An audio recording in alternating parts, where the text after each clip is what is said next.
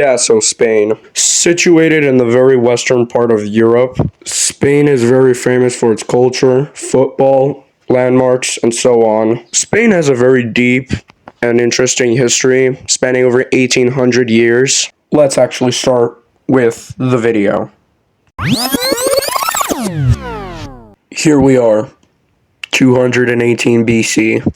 We are in the client state known as Hispania, which was given by the Roman Republic. Hispania was divided into two parts, those being Hispania Ulterior and Hispania Citerior.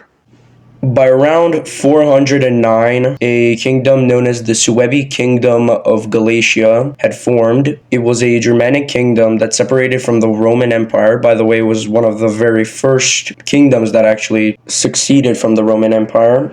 It was located in the former Roman provinces of Galatia and northern Lusitania. By the 6th century, it had become the official kingdom known as Galatia. The kingdom remained independent until 585, when it was taken over by the Visigoths and became the 6th province of the Visigothic kingdom in Hispania. Speaking of which, the Visigothic kingdom. The Visigothic kingdom existed from the 5th to the 8th century in southwestern France and the Iberian Peninsula. Formed by the Visigoths after the fall of the Western Roman Empire, it initially settled in Gallia and then expanded into Hispania. The capital moved from Toulouse to Toledo, where the Visigoths unified their laws with the local Hispano-Roman population and converted to Christianity, increasing the church's influence. And despite the internal conflicts, the kingdom lasted until the Umayyad conquest in the early 8th century, with only the northern part of Hispania remaining Christian.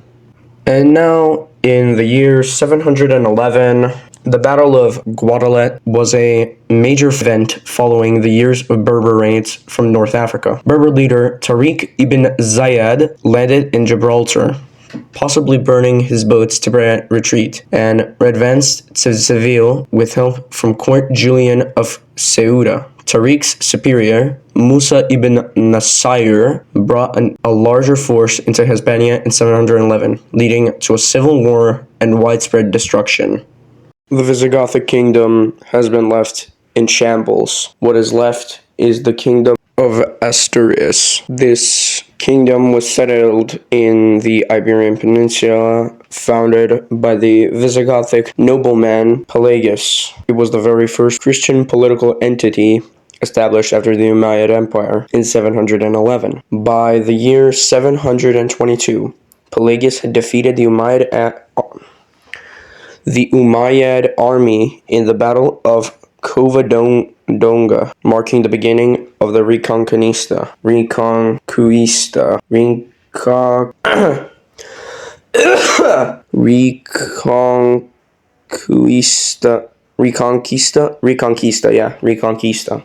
And a few other kingdoms joined in, such as Leon, Galicia, the Crown of Aragon, and Castile.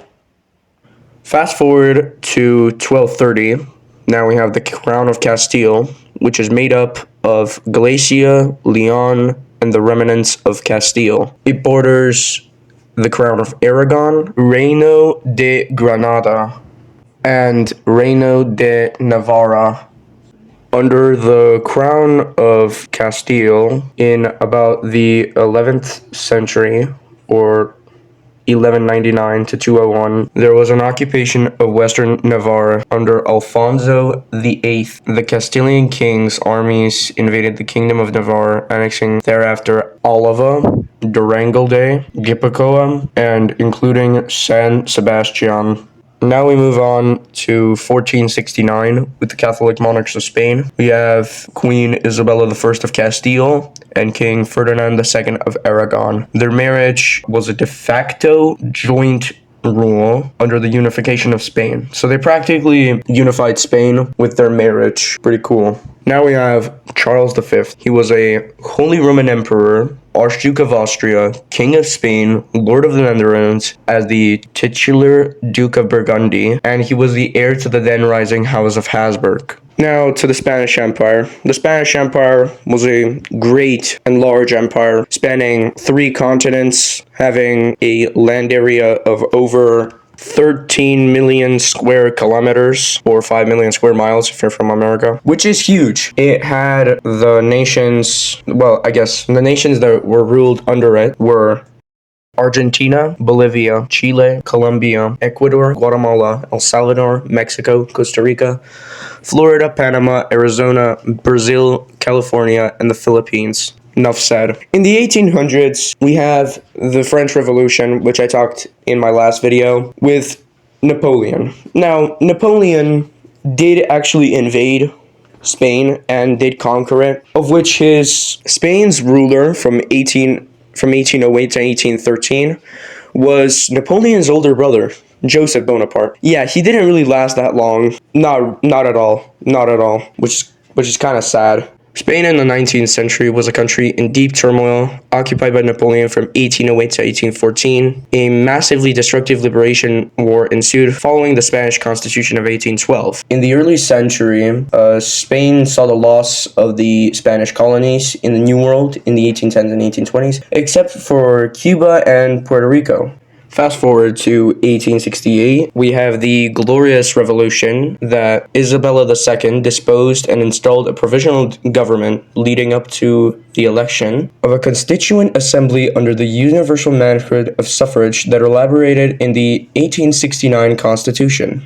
The brief spell of Amadeo of Savoy as a constitutional monarch was followed after his abdication to the proclamation of the First Spanish Republic. Speaking of which, the First Spanish Republic. The First Spanish Republic lasted from February 11th, 1873 to December 29th, 1874. The Republic's founding ensued after the abdication of King Amadeo on February 10th, 1873. On the next day, the Republic was proclaimed by a parliamentary majority group made up of Republicans and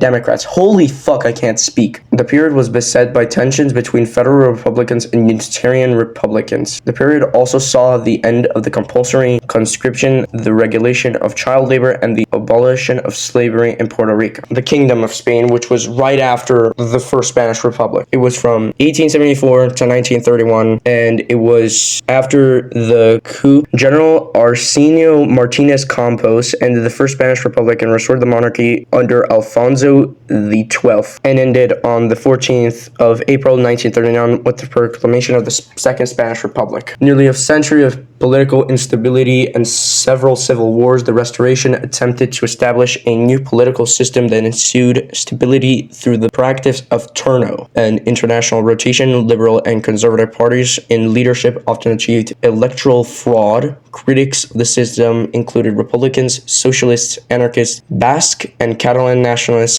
The Second Spanish Republic was formed on April 14, 1931, after the disposition of King Alfonso XII, and it was dissolved on April 1, 1939, after surrendering to the Spanish Civil War to the nationalists led by General Francisco Franco. Now on to the Spanish Civil War. Spanish Civil War was a military conflict from 1936 to 1939 with the Republicans and the nationalists. The Republicans were loyal to a left-leaning Popular Front government of the Second Spanish Republic, and consisted of various socialist, communist, separatist, anarchist, and republican parties, some of which had opposed the government in the pre-war period. The opposing nationalists were an alliance of phalangists, monarchists, conservatives, traditionalists, led by a military junta, among whom General Francisco Franco quickly achieved the predominant role. Due to the international political climate at the time, the war had many facets and was variously viewed as class struggle, a religious struggle, and a struggle between dictatorship and a republican democracy.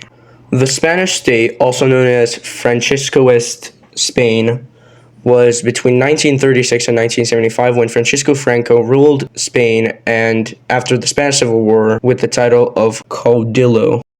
After his death in 1975 due to a heart attack, Spain transitioned into a democracy. During this time period, Spain was officially known as the Spanish state. The nature of the regime evolved and changed during existence. In the Second World War, we all know this, Spain did not join the Axis powers, although they did support Germany and Italy in a way of non-belligerence. Belligerence.